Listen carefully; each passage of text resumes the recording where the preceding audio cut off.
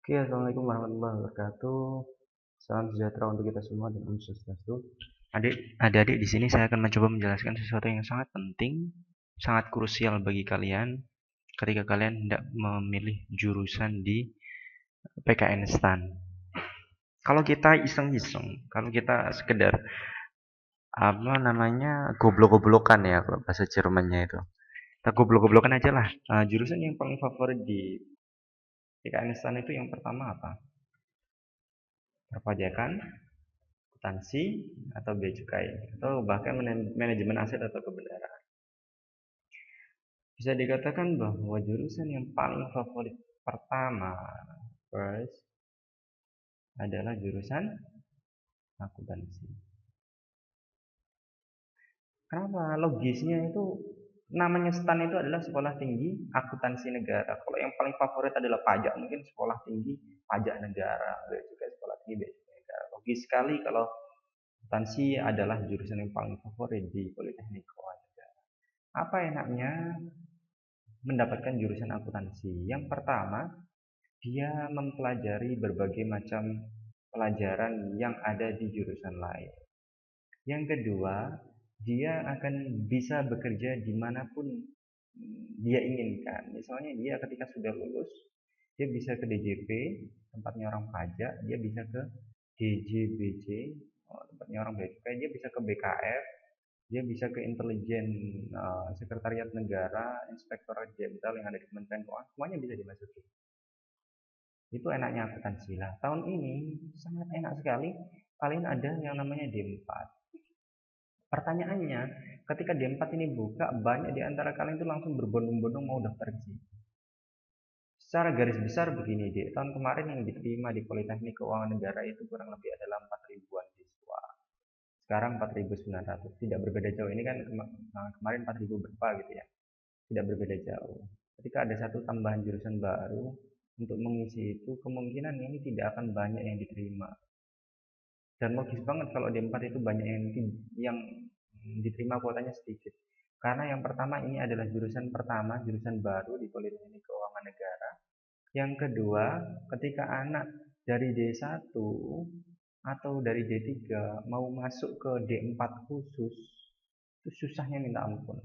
Jadi mereka akan USM lagi. Jadi ketika mereka SMA, mereka USM, terus mereka bekerja beberapa tahun yang diwajibkan oleh negara, lalu dia boleh untuk tugas belajar lagi, di STAN, gratis lagi, nggak perlu kerja, tinggal kuliah doang, tapi syaratnya adalah untuk mengikuti ujian saringan masuk tugas belajar khusus.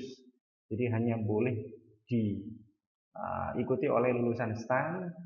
Misal dari D3 mau ke D4 boleh diikuti lulusan STAN dari D3 yang sudah cukup masa kerjanya. Dia ikut USM lagi, saingannya ya anak-anak STAN lagi.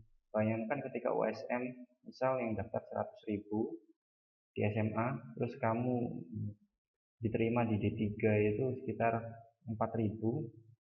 Nanti waktu D3 khusus, itu kebanyakan ya. Nanti waktu ikut D3 khusus, itu dari 4.000 ini disaring sekitar 300, 400. Jadi anak-anak yang masuk ke D4 khusus itu anak-anak yang pintar.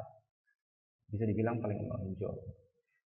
Oke, itu yang kedua adalah diploma 4. Tidak akan banyak, jumlah yang masuk tidak akan banyak. Seperti pajak atau bea cukai. Yang kedua adalah jurusan akuntansi D3.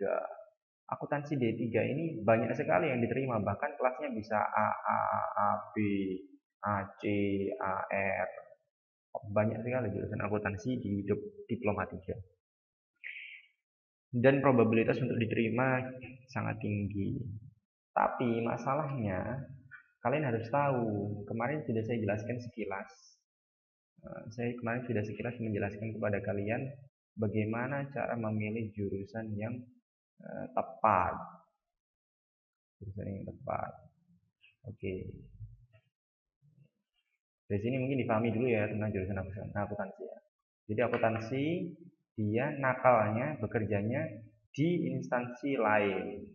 Tidak ada ya, instansi akuntansi. Dia di instansi pajak, instansi bea cukai, instansi kebendaraan negara, instansi piutang lelang, instansi sekretariat negara, inspektor jenderal, badan kebijakan fiskal, di mana-mana dia bisa.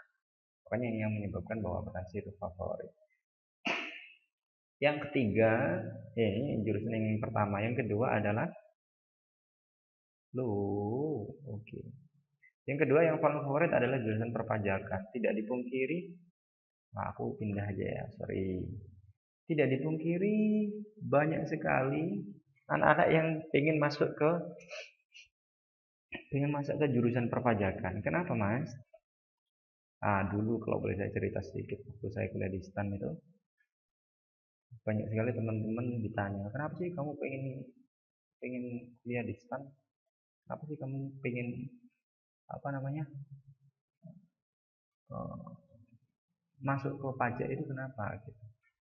Akhirnya mereka menjawab, oh yang kedua ya, sorry, pajak. Ini ada D3, D1. Kembali ke pembahasan tadi. Kenapa kok banyak anak pengen masuk ke pajak? Yang pertama adalah yang paling penting dari alasan teman-teman adalah apa? Bisa ditebak, gajinya besar. Gajinya besar. Sorry ya agak jelek karena ini terbatas cara menulisnya. Gajinya besar. Nah, kalau kalian tahu, DJP, Direktorat Jenderal Pajak, lulusan DJP ini bisa dikatakan, nah lulusan pajak ini bisa dikatakan 90, 80, 90% dia ada di DJP ya. Direktorat Jenderal Pajak, Kementerian Keuangan. Tempat favorit oleh Kementerian Keuangan. 80-90%. Sisanya 10% itu mungkin bisa ditempatkan di kementerian lain atau di instansi lain selain Direktorat Jenderal Pajak. Gajinya berapa sih Mas kalau masuk ke DJP? Nah, ini sebagai bocoran aja buat kalian. DJP itu yang D1 bisa ditebak berapa? Sekitar 7,5. Yang D3 berapa? Sekitar 10 juta. Nah, menariknya deh. Ini sedang saya rapatkan bersama para pimpinan di tahun 2018 atau paling lambat 2019. Kalau kamu pernah baca berita, Direktorat Jenderal Pajak berubah menjadi Badan Keuangan Negara. Jadi kalau DJP ini posisinya di bawah Kemenkeu di bawah Presiden, ketika DJP berubah menjadi BKN, dia langsung berada di Presiden, jadi tidak melalui menteri lagi. Ini yang menyebabkan BKN itu lebih mempunyai otoritas yang lebih kuat daripada DJP. Karena kalau DJP mau merekrut pegawai, dia harus izin Kementerian Keuangan dulu, terus dia harus izin Kemenpan dulu dan lain sebagainya. Kalau BKN enak, dia fleksibel seperti OJK. Oke Mas, paling enaknya apa sih ya? Secara simpel ketika berubah menjadi BKN, terkait take home pay penghasilan kalian per bulan, bisa dibilang waktu DJP kalian segini, kalau sudah jadi BKN bisa berapa? Bisa ditebak berapa? 2 sampai 3 kali lipat dari DJP. Wah ini kan banyaknya apa ya? Ini tuh uang apa daun semua? Oke, itu Direktorat Jenderal Pajak. Yang kedua adalah, yang ketiga ya. Yang ketiga adalah Direktorat Jenderal Bea Cukai. Nah, Direktorat Jenderal Bea Cukai ini bekerjanya memang kebanyakan di DJBC, Direktorat Jenderal Bea Cukai. Sorry ya, ini jurusan BC. Jurusan Bea Cukai bekerjanya di Direktorat Jenderal Bea Cukai dan mungkin juga akan ditempatkan di instansi lain tapi lebih. Kalau DJP tadi 80-90 mungkin ini bisa 95% memang di DJBC ya. Karena bisa dibilang ketika kamu kuliah itu semi militer. Pertanyaannya Mas, katanya yang boleh masuk DJBC itu yang DC itu hanya laki-laki. Ya, untuk D1 berbahagialah kalian, mereka membolehkan kaum cewek untuk daftar. Cowok boleh banget. Kalau D3 ini hanya boleh spesies cowok yang daftar, cewek nggak bisa. Pertanyaannya, Mas, kalau ada cowok ke cewek-cewekan boleh nggak D3? Ya boleh aja, om dia cowok, nggak masalah.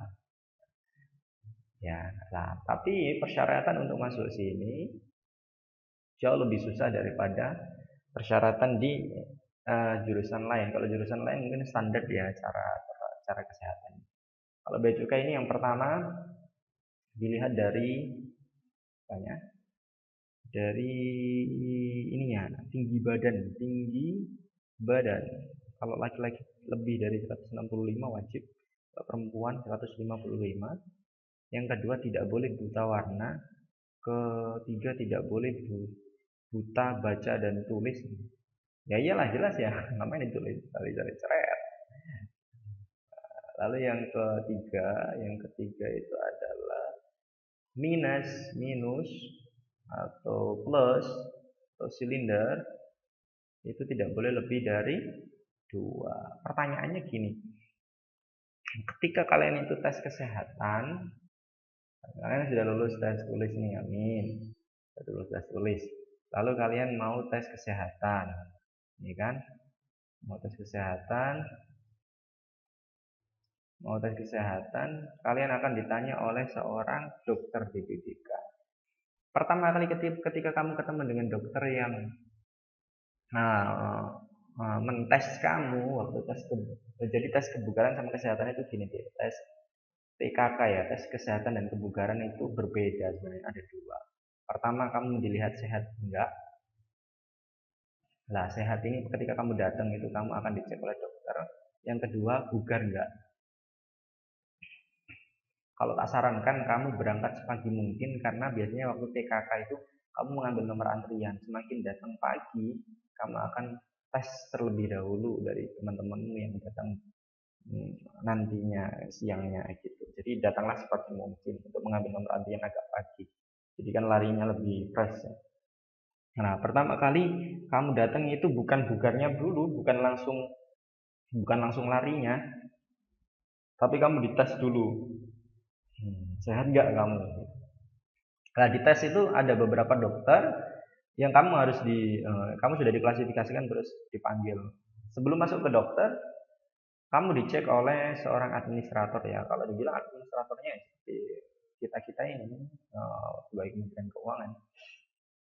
Ditanya, Mbak, itu pakai kacamata ya? Minusnya berapa? Minus 3. Ya udah itu tes mata, kalau kalian tahu yang huruf besar kecil itu. Kalau kalian tidak bisa melihat, itu tidak dipaksa. Tetap tesnya kamu pakai kacamata minusmu dipakai, terus kamu ditutup matamu kanan, terus kamu baca kiri, baca ya sama aja sebenarnya. Maksudnya sama aja, nggak guna gitu. Tes itu nggak guna.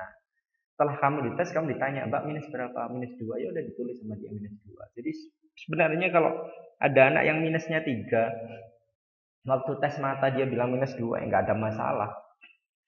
Karena ketika kalian dites, kalian menggunakan alat bantumu itu, bukan dilepas kacamatamu terus kamu tes. Tapi ada beberapa yang juga seperti itu. Seperti kebanyakan nggak se ekstrim itu. Ketika kalian sudah dites sebelum masuk ke dokter terkait kayak mata, tinggi badan, berat badan, lalu masuk ke dokter. Nah, waktu di dokter itu kamu dicek seperti gigimu seperti apa, terus tubuhmu ada yang cacat enggak. Biasanya diminta untuk melepas baju atau melingkis celana sampai ke lutut. Jadi kamu benar-benar dicek kamu mempunyai jasmani yang sehat enggak. Tapi pertama kali ketika kamu ketemu sama dokter, kamu pasti ditanya, kamu pertama kali kalau sakit ketemu dokter, pasti yang ditanya apa sih? Pasti yang ditanya kan sakit apa gitu kan. Sama seperti kamu tes ke kesehatan. Pertama kali ketika kamu itu ketemu sama dokter ya kamu ditanya, Mas punya penyakit sakit kronis enggak? Walaupun kamu punya penyakit sakit kronis, kalau kamu nggak bilang ya nggak bakal ada masalah gitu. Ya, jadi ada sebuah cerita dulu waktu saya tes kesehatan. Ada yang di belakang saya itu punya penyakit jantung. Lah, waktu ditanya dokter, ibu saya punya penyakit jantung lemah ya, langsung dicoret. Dia tidak boleh mengikuti tes kebugaran. Ya, jadi kalau bisa saya inilah amin di sini dulu lah, aman di sana dulu lah, baru tes kebugaran. Gitu ya. Nah, ketika anak itu pertama, kalau kamu pengen masuk bea cukai ya, kalau tak kasih tips ya. Yang pertama, kamu gundul kepalamu, gundul kepalamu, atau kamu model seperti tentara, ketika kamu itu tes kebugaran atau kesehatan. Mereka pasti melihat ada catatan khusus ketika kalian itu tes kebugaran kesehatan. Kalau kalian itu tinggi, terus kalian tegap, terus penampilan seperti polisi, mungkin kamu akan dapat catatan khusus bahwa oh anak ini lebih cocok ke BC, langsung ada tulisannya, ada privilege-nya tes kesehatan sama kebugaran. Begitu ya. Simpelnya seperti itu. Ini tentang 3 jurusan yang sudah saya sampaikan, akuntansi, pajak sama bea cukai. Di situ juga ada namanya manajemen aset. Jadi kalau akuntansi itu akun itu D4 nggak terlalu banyak, sedikit ya. Kalau D3 itu banyak banget. Kalau yang kedua pajak D1 itu banyak banget. Dia bisa ke 12 kota yang ada di Indonesia, di Balai Diklat Keuangan kuliahnya. Jadi di kota-kota seperti Malang, Jogja, Makassar, Manado. Lalu yang D3 ini juga banyak juga kuliahnya di STAN. Yang ketiga ini adalah bea cukai. D1-nya banyak juga seperti pajak di 12 kota di Indonesia. Lalu yang ketiga D3 lah. D3-nya ini bukan di kampus STAN tapi di Rawamangun, dekat dengan kantor pusat Direktur Jenderal Bea Cukai. Ini juga banyak juga. Nah, yang keempat itu ada yang namanya penilai pajak itu ya, bumi bangunan itu ya. Itu nggak terlalu banyak, sedikit. Terus ada lagi manajemen aset, apa banyak, sedikit. Lalu ada kebenaran negara, ini agak banyak, agak banyak. Yang D1-nya sedikit. Kalau nggak salah 2 kelas atau 3 kelas. Jadi kamu harus hitung-hitung masuk kemana. Itu tentang sekilas jurusan yang lain, nanti kamu bisa tanyakan ke kakak pintar masing-masingnya. Sekarang bagaimana cara kamu memilih jurusan agar kamu tepat sesuai dengan yang kamu inginkan? Misalkan ada anak namanya Bejo. Bejo ini nilai USM-nya diakumulasi dengan nilai yang lain kira-kira 350. Dia pengen banget pertama kali pengen masuk D1 pajak. Pokoknya dia pengen masuk DJP, dia maksa pengen masuk DJP, tapi nilainya segini. Tryout itu paling 200, 300, akhirnya dia USM, dia benar mati-matian belajar, nilainya 350.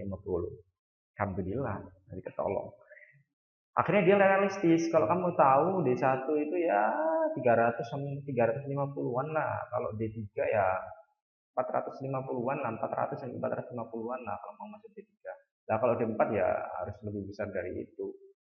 Standar nilainya ya. Jadi kamu akan paham, Bu. Bejo 350. Nah, nilainya, akumulasinya. Lalu ada namanya Albert, Albert. Karena ini orang kota, nilainya bagus 450. Si Bejo pilih di satu pajak, yang kedua di 3 pajak. Ini pilihan yang salah sebenarnya. Jadi kamu pilih 1, 2, 3, 4, 5, 6, 7. Kalau ini yang pertama D3, terus D1 ini benar. Tapi kalau D1 terus D3 ini ngapain? Dibuang aja nih, pindahin ke angka 8. Mending kamu ini milih D1, DC, terus kalau memang suka ke BC atau ke jurusan yang lain. D3 pajak sih bisa, cuman probabilitasnya agak susah. Nanti kamu akan paham kok. Kita hapus dulu.